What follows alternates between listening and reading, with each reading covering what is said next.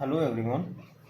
तो हम जो अपना आइसोमेरिज्म की सीरीज स्टार्ट किए थे, जिसमें हम क्वेश्चन नंबर 50 तक डिस्कशन कर लिए थे अपना, और आज के हम वीडियो में question number 51 to question number 60 को डिस्कस करेंगे। तो आइए इस वीडियो को फर्दर आगे बढ़ाते हैं।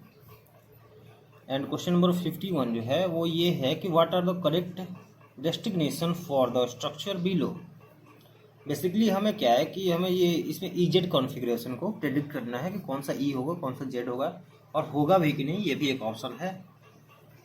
तो बिफोर दैट हम एक बार चेक कर लेते हैं कि इसमें ज्योमेट्रिकल आइसोमर है भी या नहीं। तो अगर आप इस इधर देखें, इस वाले कार्बन पर ये वाले ग्रुप एंड ये वाले ग्रुप डिफरेंट है। ये आप जानते हैं कि ज्योमेट्रिकल आइसोमर शो करने का जो कंडीशन होता है कुछ इस तरह से, डबल बॉन्डेड सिस्टम से 4 डिफरेंट ग्रुप्स होने चाहिए। ये बेसिकली ये दोनों डिफरेंट होने चाहिए सेम साइड वाले, ये दोनों डिफरेंट सेम हो सकते हैं। तो यहाँ पर अगर हम देखें तो इस डबल बॉन्ड की जब हम बात करेंगे, सिर्फ इस डबल बॉन्ड की, तो ये वाला ग्रुप और ये वाला ग्रुप तो डिफरेंट है, मतलब C not equal to D है। एंड अगर इस वाले ग्रुप की बात करें तो ये CH2, ये CH2, ये भी कॉमन, ये भी कॉमन, एंड ये Cl और हाइड्रोजन जो यहाँ प्रेजेंट है वो भी कॉमन है। ऑन दिस बेसिस हम ये कह सकते हैं कि ये वाले ग्रुप और ये वाले ग्रुप, अगर हम इस A और B माने, अगर इससे हम कंपैरिजन करें तो A इक्वल टू B है। मतलब ये डबल बॉन्ड तो ज्योमेट्रिकल आइसोमर शो नहीं करेगा। अब अगर हम इस साइक्लिक कंपाउंड को भी इसमें इंक्लूड कर लें, तो हम जब साइक्लिक कंपाउंड को कभी भी इंक्लूड करते हैं तो हम इसको एक पाई बॉन्ड की तरह मतलब एज्यूम करते हैं कि एक तरह से एक हमारा मान लिए कि हम पाई बॉन्ड ही है, क्योंकि एक साइक्लिक कंपाउंड भी रेस्ट्रिक्टेड रोटेशन शो करता है, ये भी ज्योमेट्रिकल आइसोमर शो करते हैं। तो जब हम इसको भी एक डबल बॉन्ड की तरह प्रेडिक्ट करेंगे तो हमारा कंपाउंड कुछ इस तरह से बनेगा, like this C double bond C। ये हमारा साइक्लिक कंपाउंड की वजह से हमने ये एज्यूम किया है, एक्चुअल में ऐसा नहीं है। और ये भी C डबल बॉन्ड C आया। एंड जब भी इवन नंबर ऑफ बॉन्ड्स होंगे कॉन्सिक्यूटिवली प्रेजेंट, तो जो टर्मिनल ग्रुप्स होते हैं, एक प्लेन में होगा तो दूसरा आउट ऑफ प्लेन होगा, एक बिलो द प्लेन होगा। जैसे हमने माना कि ये इधर लेफ्ट वाले ग्रुप जो है H एंड Cl, ये प्लेन में ही लाई करते हैं, एंड जो ये अल्काइन एंड कार्बोक्सिलिक एसिड है, ये अल्काइन अबव द प्लेन है एंड ये बिलो द प्लेन है।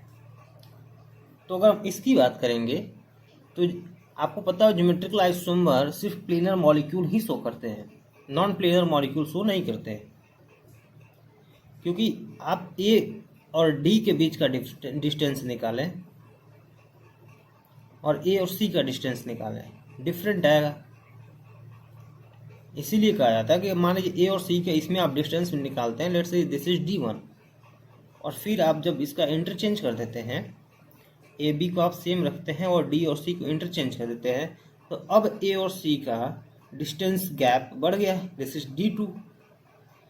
इसलिए ये ज्योमेट्रिकल आइसोमर शो करते हैं। बट अब ये स्पेस में कुछ इस तरह से ओरिएंटेड है कि H और C मॉलिक्यूल जो है, इनका जो डिस्टेंस होगा वो हमेशा सेम होगा। आप इन दोनों को चेंज भी कर दें तो भी ये 3D में कुछ इस तरह से ओरिएंटेड होंगे, इनका डिस्टेंस सेम ही रहेगा, वो डिस्टेंस चेंज नहीं होगा। इसलिए ये जो है मॉलिक्यूल ज्योमेट्रिकल आइसोमर शो नहीं कर सकता, मतलब ये मॉलिक्यूल ही ज्योमेट्रिकल आइसोमर शो नहीं करेगा। And since this is do not show geometrical isomers, तो हम ईजेड कॉन्फ़िगरेशन की तो कोई बात ही नहीं कर सकते। That's why option D is correct option. यहाँ तक बात क्लियर है। अब क्वेश्चन नंबर 52 डिस्कस कर लेते हैं। क्वेश्चन नंबर 52 ये है कि क्वेश्चन नंबर 52 में which of the following molecules are chiral. Basically हमें कायरलिटी चेक करना है। तो कायरलिटी चेक करने के लिए हम plane of symmetry and centre of symmetry basically देखते हैं। तो अगर हम फर्स्ट मॉलिक्यूल की बात करें तो हमें एक वेज डैश फॉर्मूला दिया है। मैंने आपको बताया था कि वेज डैश फॉर्मूला जो भी हो, तो हमें प्लेन ऑफ सिमेट्री में जब भी मॉलिक्यूल्स को चेक करना हो कि प्लेन ऑफ सिमेट्री प्रेजेंट है कि नहीं, तो उसे हम हमेशा ही फिशर फॉर्म में चेक करते हैं। ताकि हमारा जो क्वेश्चन को गलत होने की जो है चांसेस वो एकदम जीरो पे टेंडिंग हो। हम हमेशा फिशर में प्लेन ऑफ सिमेट्री चेक करते हैं एंड सेंटर ऑफ सिमेट्री हमेशा हम सॉहर्स प्रोजेक्शन में चेक करते हैं। तो फर्स्ट को क्यों ना हम पहले फिशर में कन्वर्ट करके चेक कर लें। तो आइए फिशर में कन्वर्ट करते हैं।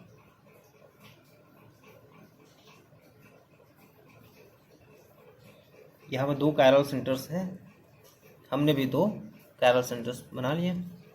अब ये CH3 ऊपर है तो हम CH3 लिखें और यहाँ पे भी CH3 लगाएं। अब जब हम कैविटी को देखेंगे तो कैविटी अगर हम इस तरह से मॉलिक्यूल को रोटेट करेंगे तो कैविटी हमारा लेफ्ट साइड आएगा, मतलब OH हमारा लेफ्ट साइड जाएगा और हाइड्रोजन राइट साइड। सिमिलरली यहाँ पर हाइड्रोजन राइट साइड जाएगा, OH लेफ्ट साइड जाएगा। ये कन्वर्जन मैंने एक वीडियो बनाया था उसमें आपको बता रखा है। तो ये हमारा मॉलिक्यूल फिशर फॉर्म में आ गया। अब आप इसमें क्लियरली देख सकते हैं कि इसमें प्लेन ऑफ सिमेट्री प्रेजेंट है। अगर आप इस मॉलिक्यूल में देखते हैं तो इस मॉलिक्यूल में प्रेडिक्ट करना थोड़ा बहुत मुश्किल था। यहाँ पर आपको इजीली दिख रहा है कि इसमें प्लेन ऑफ सिमेट्री प्रेजेंट है। तो ये मॉलिक्यूल कैरल तो नहीं है, क्योंकि कैरल मॉलिक्यूल वो होते हैं जिनमें प्लेन ऑफ सिमेट्री या फिर सिमेट्री एलिमेंट्स जितने भी हैं वो मतलब प्रेजेंट एब्सेंट हो। अब आइए सेकेंड मॉलिक्यूल को देखते हैं। सेकेंड मॉलिक्यूल को जब हम फिशर फॉर्म में कन्वर्ट करेंगे तो कुछ हमारा इस तरह का होगा। सबसे ऊपर CH3 एंड CH3, कैविटी हमारा लेफ्ट साइड जाएगा तो OH हमारा लेफ्ट साइड जाएगा, हाइड्रोजन राइट साइड। इसकी कैविटी हमारी राइट साइड जाएगी तो OH right side and hydrogen left side. अब इसमें इस मॉलिक्यूल में हमें प्लेन ऑफ सिमेट्री तो नहीं दिख रहा। अगर प्लेन ऑफ सिमेट्री नहीं दिख रहा तो हम इस मॉलिक्यूल को फिर सॉहर्स में चेक कर लेते हैं ताकि सेंटर ऑफ सिमेट्री का भी कंफर्मेशन हो जाए। सॉहर्स में कन्वर्ट करने के लिए हम पहले इसको न्यूमैन में बना लेते हैं।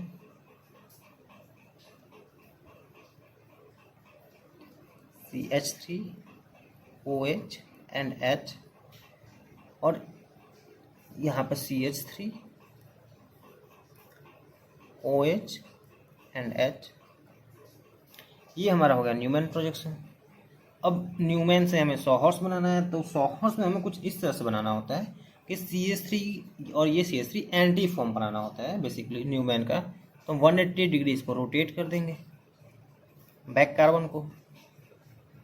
तो ये CH3 हमारा होगा, ये OH, दिस इज H।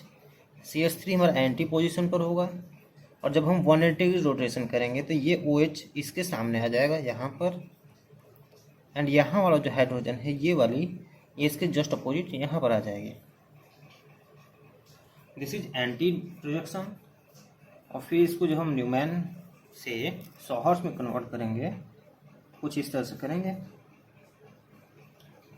कि ये मॉलिक्यूल हमारा ये आया CH3, लेफ्ट में OH है तो हम OH लिखेंगे, राइट में H है, इसके ठीक एंटी पर CH3 है, लेफ्ट में OH है एंड राइट में H है। अब हम यहाँ पर सेंटर लाए। अगर इस सेंटर के थ्रू हम इस CH3 को देखें तो यहाँ पर सिमेट्री है बट OH के सामने H आ रहा है, जबकि यहाँ पर सिमेट्री तब होता है जब यहाँ पर OH होता है और यहाँ पर H होता है, मतलब यहाँ पर सेंटर ऑफ सिमेट्री भी एब्सेंट है। प्लेन ऑफ सिमेट्री भी एब्सेंट है, सेंटर ऑफ सिमेट्री भी एब्सेंट है, मतलब ये मॉलिक्यूल कायरल है। अब एक थर्ड मॉलिक्यूल देख लेते हैं। अब अगर थर्ड मॉलिक्यूल देखें तो ये यही वाले मॉलिक्यूल है जब हम कन्वर्जन करते हुए आ रहे थे। तो ये देखिए सेम मॉलिक्यूल बना है, CH3 के एंटी पर CH3 and OH hydrogen and hydrogen. ये वाली मॉलिक्यूल ही थी ये वाली, मतलब ये भी कायरल होगा। अब बात कर लेते हैं फोर्थ मॉलिक्यूल की। तो अगर हम फोर्थ मॉलिक्यूल की बात करें तो इसमें तो कोई सिमेट्री होने की पॉसिबिलिटी ही नहीं, क्योंकि अगर हम इसके थ्रू प्लेन ऑफ सिमेट्री भी पास करें तो ये सारे मॉलिक्यूल्स तो सेम आ रहे हैं, ये तो कार्बन कट जाएगा। बट ये CH3 ग्रुप जो यहाँ पर अटैच्ड है इसके लिए यहाँ पर कोई सिमेट्री नहीं है, एंड सिंस कोई सिमेट्री नहीं है तो ये ऑप्टिकली एक्टिव होगा। अगर हम इस ग्रुप को देखें तो इस ग्रुप को हम अगर हम रोटेट कर दें तो आफ्टर रोटेशन ये मॉलिक्यूल जो होगा ये प्लेन में आ जाएगा और ये आउट ऑफ प्लेन चला जाएगा।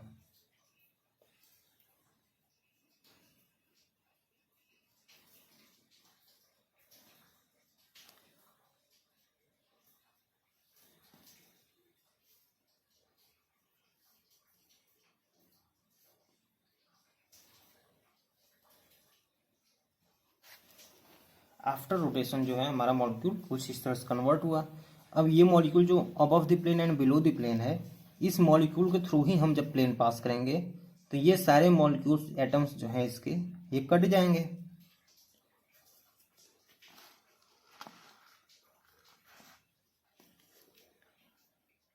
हमने क्या किया कि इस मॉलिक्यूल के थ्रू जो above the plane and below the plane जो ये कंपाउंड है इसके थ्रू हमने प्लेन ऑफ सिमेट्री पास की, प्लेन एक जो इसके सारे एटम्स को कट किया एंड इस मॉलिक्यूल को कुछ इस तरह से कट करेगा। तो ये सारे सिमेट्रिकल है प्लेन के थ्रू, मतलब इसमें क्या है, प्लेन ऑफ सिमेट्री प्रेजेंट है, मतलब ये कायरल नहीं होगा। तो हमारे कौन सा ऑप्शन है, second, third and fourth, hence option D is correct. Question number 52 समझ में आया। अब आइए क्वेश्चन नंबर 53 को डिस्कस करते हैं।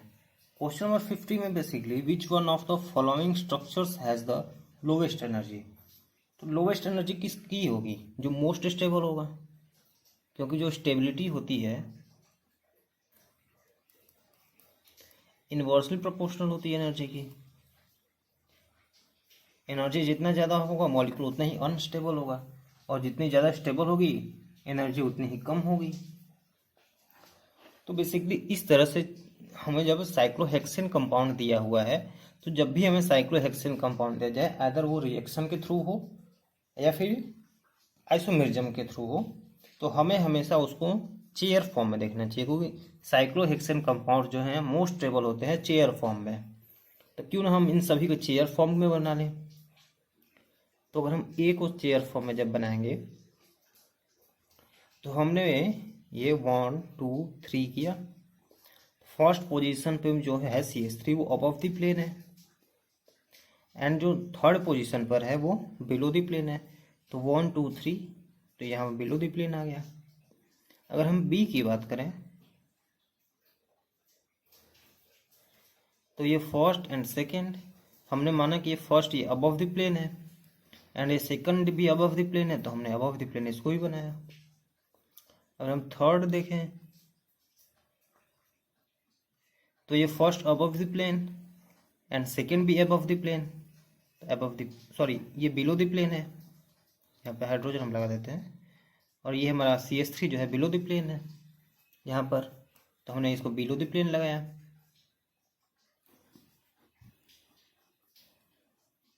डी को अगर हम देखें तो 1 2 3 4 1,4 है, तो 1 अबव द प्लेन एंड 2 3 4 ये भी अबव द प्लेन है, तो इसको भी हमने अबव द प्लेन बनाया। अब ई वाला देखें तो ये भी है बेसिकली, तो इसको भी हमने क्या किया, अबव द प्लेन बनाया, और इसको हमने बिलो द प्लेन बनाया। तो अब ये जो है ये ई कंपाउंड, ये दोनों ही क्या है, एक्सियल फॉर्म पर है ना, और ये दोनों भी एक्सियल फॉर्म पर हैं। बट सभी बाकी सब अगर देखें तो एक एक्सियल है एक इक्वेटोरियल है, मतलब ये एक्सियल कंपाउंड्स जो हैं वो इक्विलिब्रियम में आएंगे, वो कन्वर्ट हो जाएंगे स्टेबल कंपाउंड में। तो ये जब स्टेबल कंपाउंड में कन्वर्ट होंगे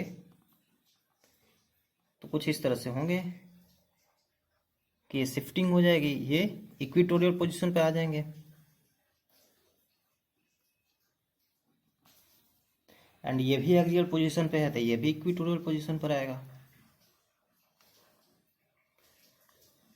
क्योंकि सब्स्टिट्यूएंट्स हमेशा कहाँ स्टेबल होते हैं, इक्वेटोरियल पोजीशन पे। तो इक्विलिब्रियम के थ्रू हमेशा ये एक दूसरे के इक्विलिब्रियम में होते हैं, तो हमेशा कन्वर्ट होते रहते हैं। तो ये भी एक्सियल से इक्वेटोरियल आ जाएगा कुछ इस तरह से। अब अगर हम देखें तो इस सारे मॉलिक्यूल्स में एक एक्सियल है एक इक्वेटोरियल है। अगर हम ए कंपाउंड में देखें, बी में देखें या डी में देखें, और इन दोनों मॉलिक्यूल में जो है सी एंड ई में, ये सी है and this is E, this one is E, तो ये दोनों में इक्वेटोरियल पोजीशन पे, मतलब इन्हीं दोनों में से कोई होगा। अगर हम सी को कंसीडर करेंगे तो ये 1,2 डाइमिथाइल है, सी वाला 1,2 डाइमिथाइल हेक्सेन है, साइक्लोहेक्सेन। तो इसमें CH3 और CH3 के बीच में कुछ तो रिपल्सन होगा, ऑल्दो ये this molecule is stable, but थोड़ा बहुत ही रिपल्सन होगा, बट होगा ही। और अगर हम ई वाले को देखें तो यहाँ पर डिस्टेंस जो है 1,4 है। आप अगर ई वाले को देखें तो 1,4 डाइमिथाइल है। एंड सिंस इसमें बहुत ज़्यादा लार्ज डिस्टेंस है एंड इस कंपाउंड में भी एक अबव द प्लेन है एक बिलो द प्लेन है, मतलब ये मोस्ट स्टेबल होगा, ये मोस्ट स्टेबल होगा एंड इसी की एनर्जी लीस्ट होगी। तो hence option E is correct. अब ये क्वेश्चन नंबर 54 देखते हैं। Question number 54 says that the following molecules are identical with respect to A molecular composition, B boiling point, C melting point and D is IUPAC naming। और ये A and B दो molecule हम मान लेते हैं कि A है एक B है। अगर हम इसकी कायरलिटी चेक करें तो ये कायरल है and this one is also chiral. तो अगर हम इसके कॉन्फ़िगरेशन को let us assume R, R मान लेते हैं, तो ये अबव द प्लेन इसमें भी था इसमें भी है, मतलब इसकी कॉन्फ़िगरेशन सेम रही और इसकी कॉन्फ़िगरेशन चेंज हो गई फ्रॉम R to S, क्योंकि ऑड एक्सचेंज हुआ है, क्योंकि ऑड एक्सचेंज हुआ है तभी तो ये अबव द प्लेन से बिलो द प्लेन गया, मतलब कॉन्फ़िगरेशन चेंज हुआ फ्रॉम RR to RS, मतलब एक दूसरे के क्या है डायस्टेरियोमर्स हैं।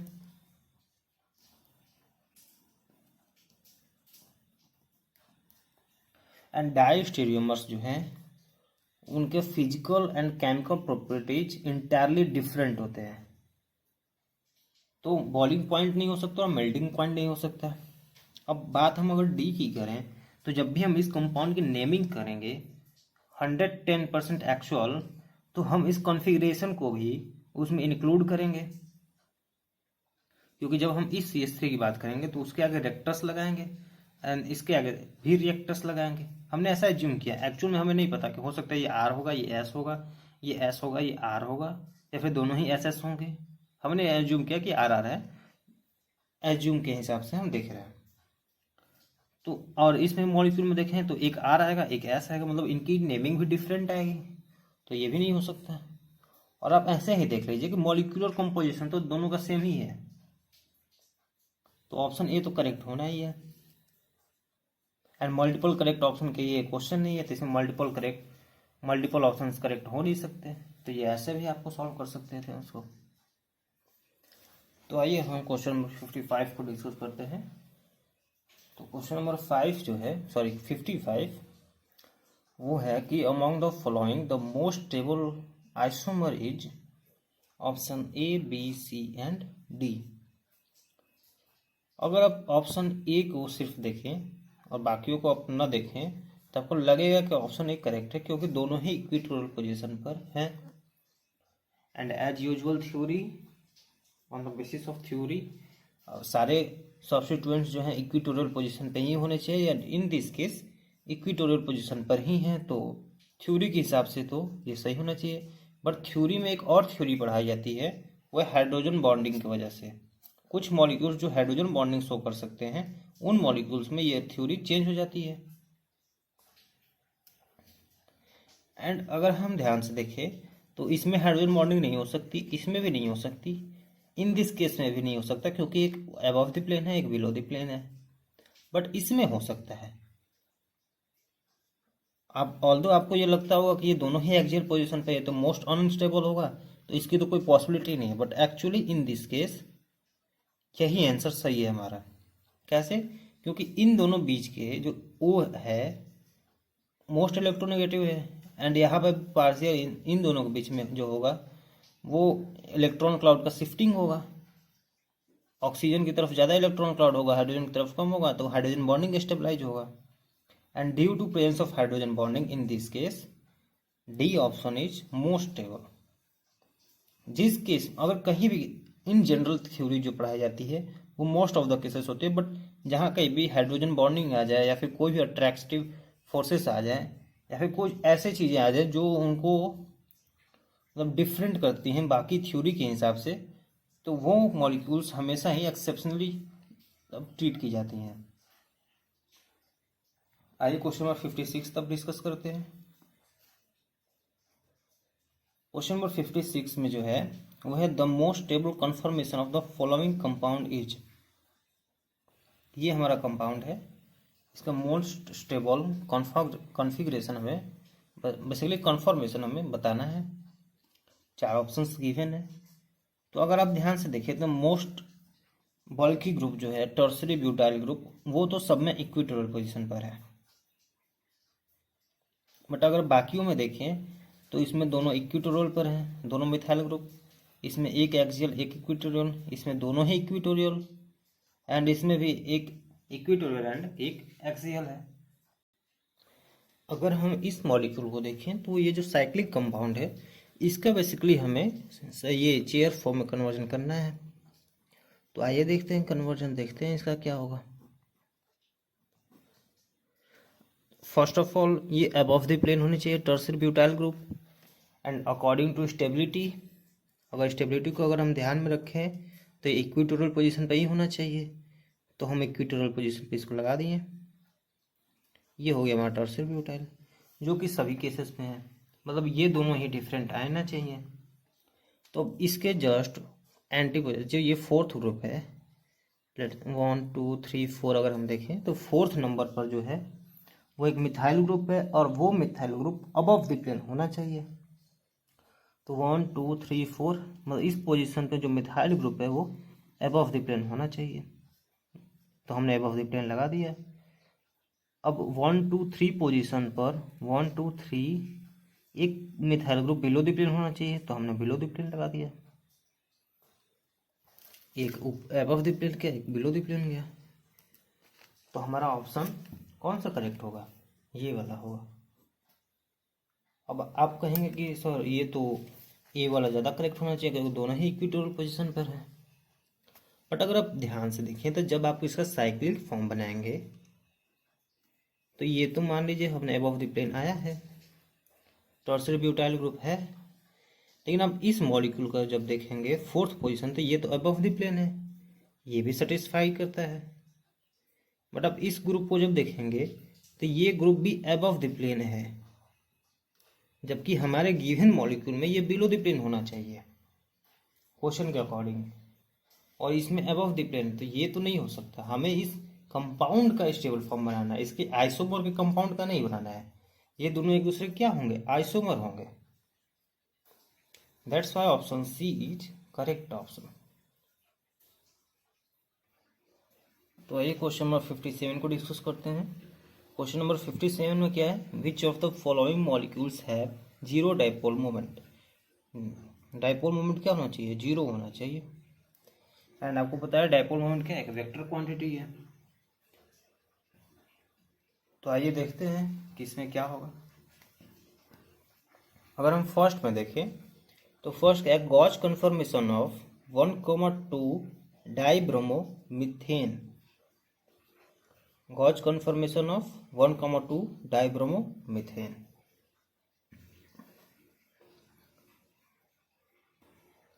आई एम सॉरी, एक्चुअली ये मीथेन नहीं है, ये इथेन है। ये जो है इथेन है, this is not methane.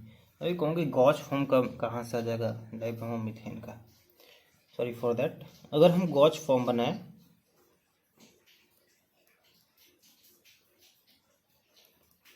Dibromo ethane का तो ब्रोमीन आएगा एक, ये ब्रोमीन आएगा, हाइड्रोजन एंड हाइड्रोजन। ये हो गया हमारा गॉच फॉर्म। अगर हम एंटी फॉर्म देखें तो Br के फॉर्म, एक्चुअली ये हाइड्रोजन होगा नॉट CH3, क्योंकि उसको तो हमने काउंट कर लिया है। तो Br hydrogen hydrogen and hydrogen. अब चूँकि जो डायपोल मोमेंट एक वेक्टर क्वांटिटी है, तो अगर हम, और ये पॉजिटिव टू नेगेटिव आता है, तो positive carbon electronegativity of bromine greater than है कार्बन के, तो ये इस तरह से आएगा साइन, एंड इसका इस तरह से आएगा। बेसिकली अगर हम इस तरह से देखें तो इसका इधर आ रहा है एंड इसका इधर आ रहा है, तो इनका जब भी रिजल्टेंट आएगा इस बीच से जाएगा, मतलब म्यू नॉन जीरो होगा। मतलब ये ऑप्शन तो हमारा नहीं होगा। अब सेकंड ऑप्शन क्या है, anti conformation of 1,2 dibromo ethane, जो इसका मैंने बना रखा है। तो अगर इसका हम देखें तो इसको सेंटर अगर हम मान लें इस कार्बन को, तो एक ऊपर की तरफ जाएगा एंड एक जस्ट निगेटिव जाएगा, तो एक दूसरे को कैंसिल आउट कर देंगे। सॉरी आपको दिख नहीं रहा होगा, तो मैं यहाँ बना देता हूँ। एक ये सेंटर है, एक पॉजिटिव टू नेगेटिव ऊपर अबव साइड जाएगा एंड एक नेगेटिव साइड जाएगा। एक दूसरे का जस्ट क्या है, एंटी है, क्योंकि ब्रोमीन का ही कंपेरिजन हम कर रहे हैं, एंटी हैं, तो एक दूसरे को कैंसिल आउट कर देंगे, तो म्यू की वैल्यू में क्या आ जाएगी, जीरो आ जाएगी। मतलब ऑप्शन सेकंड होगा। थर्ड ऑप्शन क्या है, थर्ड ऑप्शन है कि ट्रांस 1,4 डाई ब्रोमोसाइक्लोहेक्सेन 1,4 ट्रांस है, एक को हम अबव द प्लेन ले लेते हैं एंड एक को हम बिलो द प्लेन ले लेते हैं। अगर हम इसका चेयर फॉर्म बनाएंगे तो एक हमारा अबव द प्लेन है एंड दूसरा हमारा बिलो द प्लेन है एंटी पोजीशन पर। क्या इनमें म्यू की वैल्यू जीरो होगी? नहीं होगी। क्यों नहीं होगी? क्योंकि ये तो तब कैंसिल आउट होंगे ना जब दोनों एक ही तरफ जा रहे हों। इस मॉलिक्यूल में म्यू की वैल्यू नॉन जीरो होगी। अब फोर्थ की बात करें तो सिस 1,4 डाइब्रोमो साइक्लोहेक्सेन, तो ये हमारा सिस फॉर्म है। दोनों ही हम क्या लिए, कुछ इस तरह से हम इसको बना लेते हैं। Bromine hydrogen, bromine and hydrogen. आप इसको डबल बॉन्ड से एज्यूम कर सकते हैं, इसमें म्यू की वैल्यू क्या होगी, जीरो होगी। तो हमारा कौन सा ऑप्शन होगा, फोर्थ होगा। And tetra bromomethane mu value non zero. 1,1 dibromo cyclohexane. I am sorry, वो बाई मिस्टेक मेरे से क्वेश्चन गलत लिखा गया। एक्चुअली हमें which of the following molecules have non zero dipole moments निकालना है, समझे आप। तो इसीलिए वो थोड़ा गड़बड़ हो गया, क्योंकि मतलब यहाँ पर तो म्यू की वैल्यू जीरो आनी चाहिए थी, क्योंकि सिमिलर टाइप ऑफ वो क्या थे, कंपाउंड थे, एंड सिमिलर कंपाउंड थे तो म्यू की value, sorry similar compound, similar type of bond थे, Br एंड Br। जब भी टेट्राहाइड्रल स्ट्रक्चर हो और सिमिलर टाइप के एटम सिर्फ अटैच्ड हो तो वो हमेशा म्यू की वैल्यू जीरो होती है।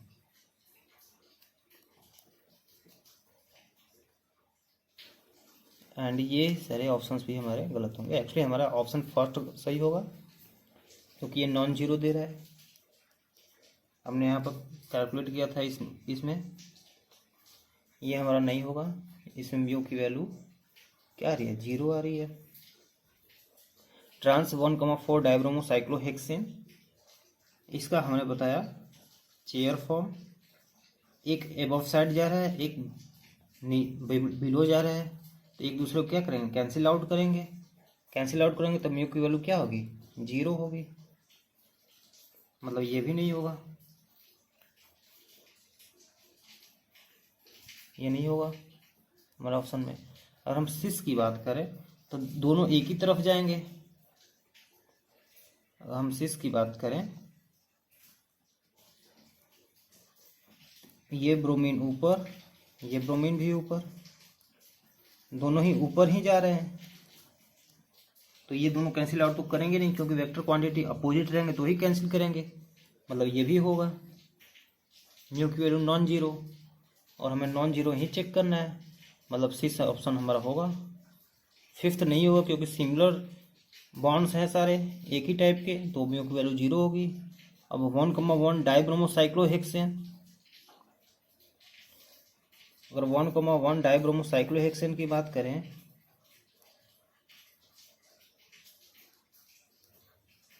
तो इसमें भी म्यू की वैल्यू क्या होगी, नॉन जीरो होगी।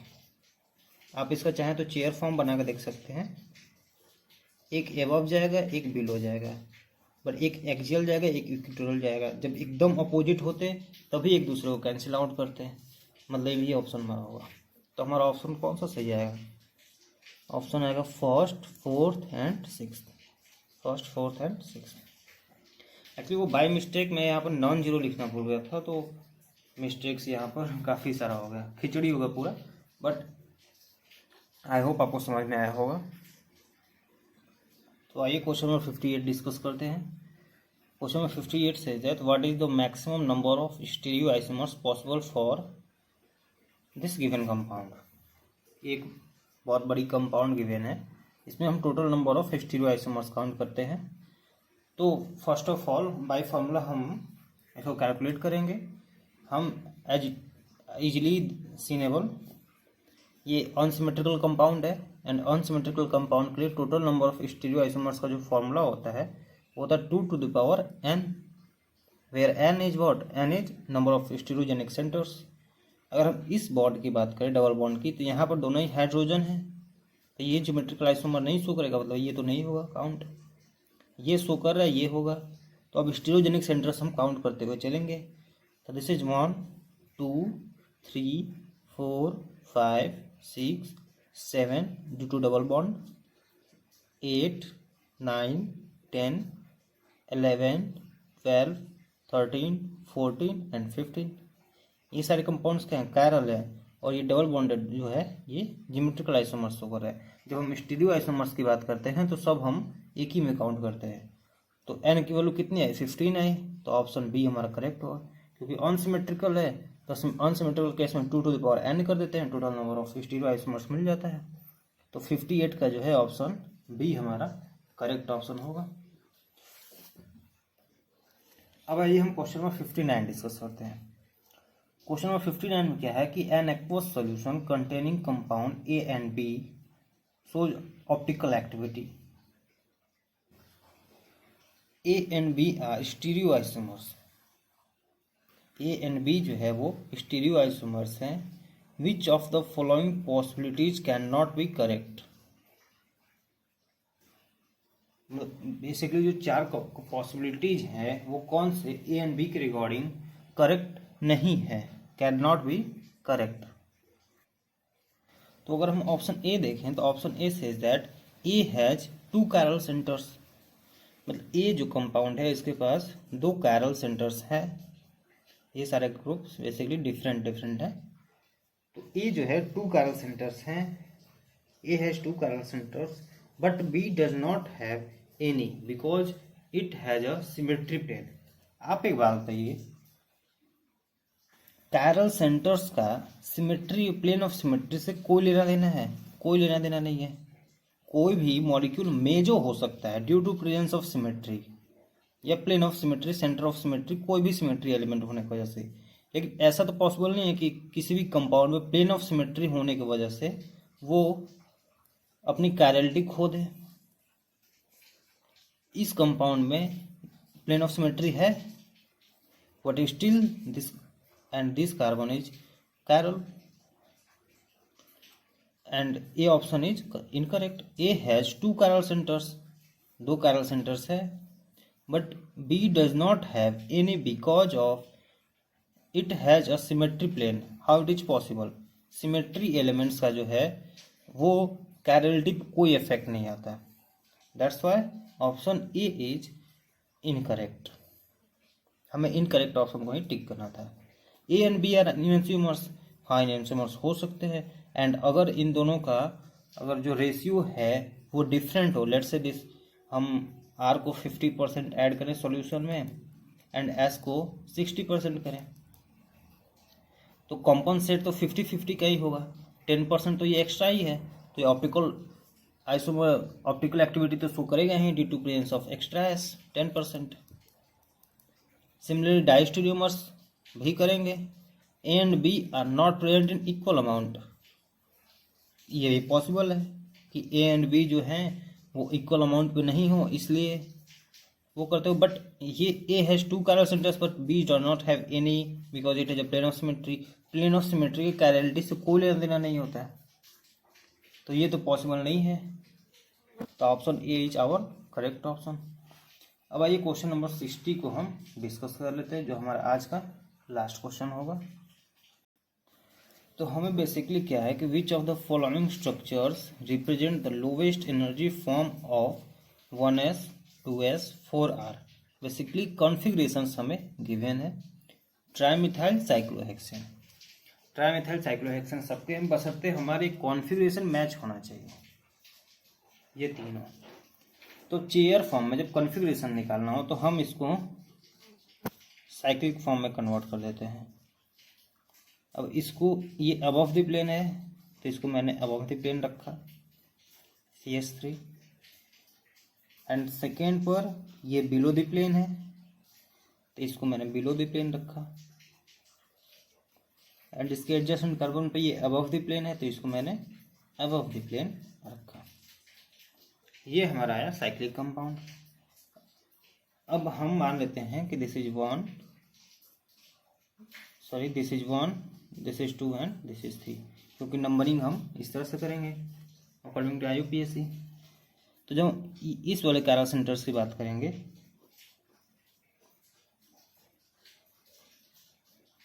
तो यहाँ पर हाइड्रोजन होगा, यहाँ पर CH3 होगा, और यहाँ पर ये वाली ग्रुप है एंड यहाँ पर ये वाली.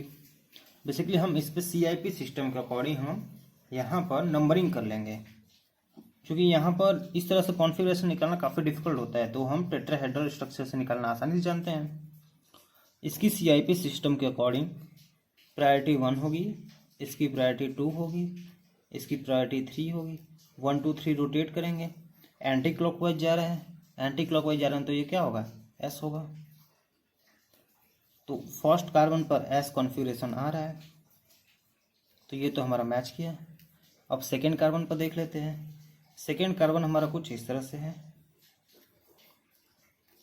CH3 हमारा क्या है, बिलो द प्लेन है, मतलब हाइड्रोजन हमारा अबव द प्लेन होगा.